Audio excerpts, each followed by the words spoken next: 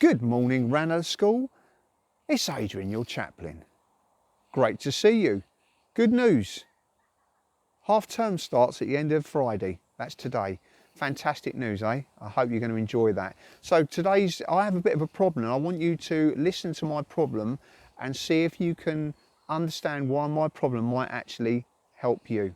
Okay, but first, before we go to my problem, I'm going to share a bit out of the Bible that will be relevant to this problem. So the story is called The Parable of the Talents. It was shared by Jesus to a load of people and to make them think about things how they use their time and their money and their treasure and whatever. So the Parable of the Talents is this. This man ran a big house and he had servants who worked under him. He asked 3 of them to come to him as he was going on a big trip away, and he gave them money to invest or do something with while he was away. The first man, number one, he gave him 5 bags of gold, 5 bags of gold. And he said, go and do something with that and make it work for you. And I'll see what you've done with it when I return. The second one came in to the room and he said, 2 bags of gold for you. Go and do with it what you can. Make it work for you, invest in it and do something with it. And I'll see what you've done when we get back. The last one came in, one man, and he gave him 1 bag of gold. He said, do the same as the other 2. I'll return after my trip and see what you've done with this money. Well, the other 2 did amazing things. The first one, who had 5 bags, took it away. He invested in it. He made it work for him, and he actually multiplied it by 5 times. Incredible thing. The second one, who had 2 bags of gold, did exactly the same thing. He made it work for him, and he actually doubled his. He doubled his as well. The last one was living in fear. He was scared of losing the money. He was scared what the reaction of his boss would be. So do you know what he did? He dug a hole, he buried it, and just left it there, planning to give it back to his boss when he returned from his trip. Boss returns back from the trip, okay? The boss returns from the trip, and this is what happened. He sees the first man with the 5 that's multiplied by 5 times, absolutely ecstatic. The second one comes in with the 2 bags that have now it's doubled. Ecstatic, really pleased. He's saying, how, incredible guys, well done.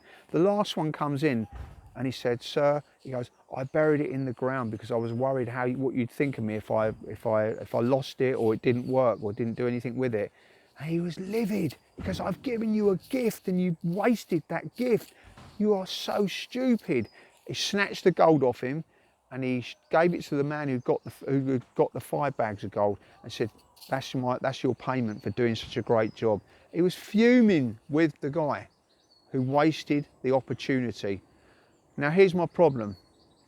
I wasted opportunities when I was at school.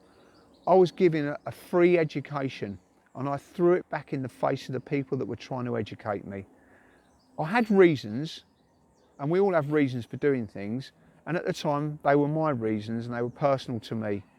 And I thought they were justifiable reasons, but when I look back in life, they were just me using an excuse not to get off my butt and to be lazy and procrastinate, and that was do as little as possible and expect the world to bail me out and look after me. I've got some big news for you guys. This world owes you absolutely nothing. This world will not come running after you if you're having a bad day.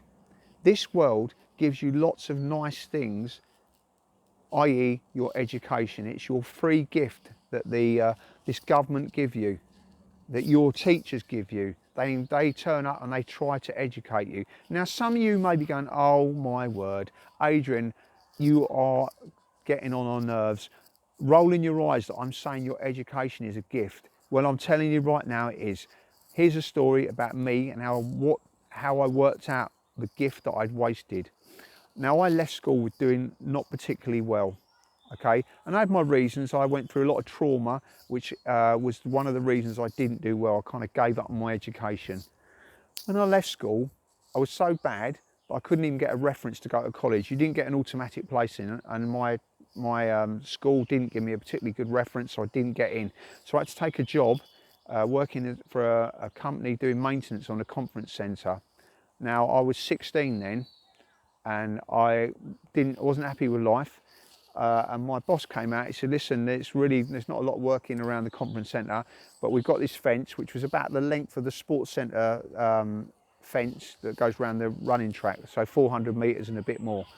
He goes, and this was all surrounded by rhododendrons and bushes, and it was wet and disgusting. He said, here's a tin of creosote, where it's a big drum of it. He goes, start painting the inside and then the outside of this fence.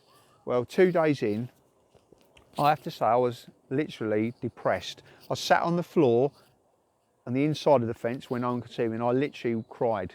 I cried because I'd messed up.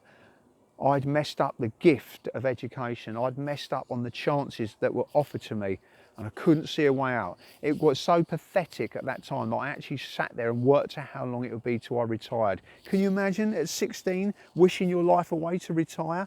Ridiculous.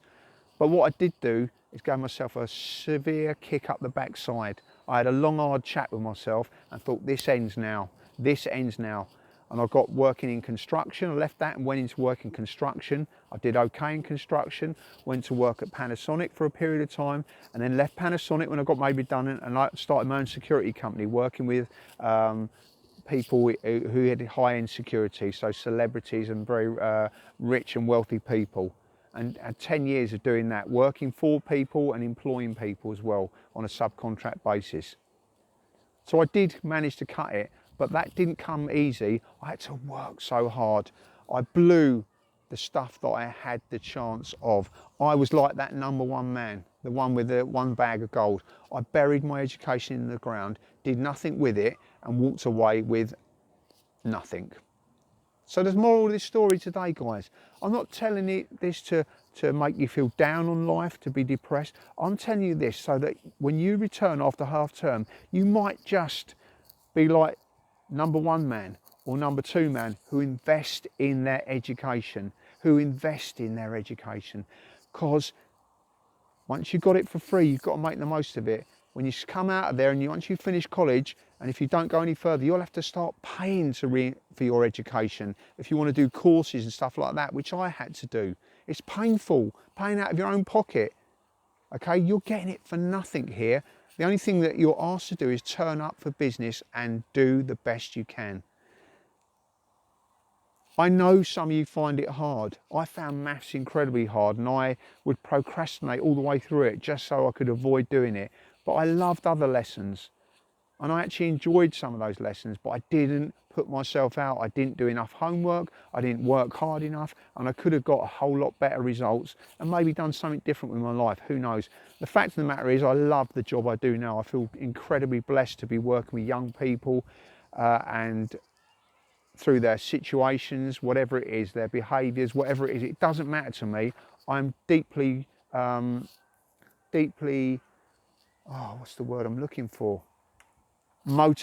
Deeply motivated to support and encourage young people. Nothing winds me up more than seeing a young person who's got something and wasting that talent. It really, really frustrates me. It really frustrates me. But I want to try and help, those people see their talents, discover their talents, and do something with their talents. Yeah, we've been through a tough time. You can say, yeah, but what about COVID and all that? Yeah, COVID's happened. Some people will grow from after COVID, some will not. Some will use COVID as an excuse. Do not become an excusiologist. Don't become an expert in excuses.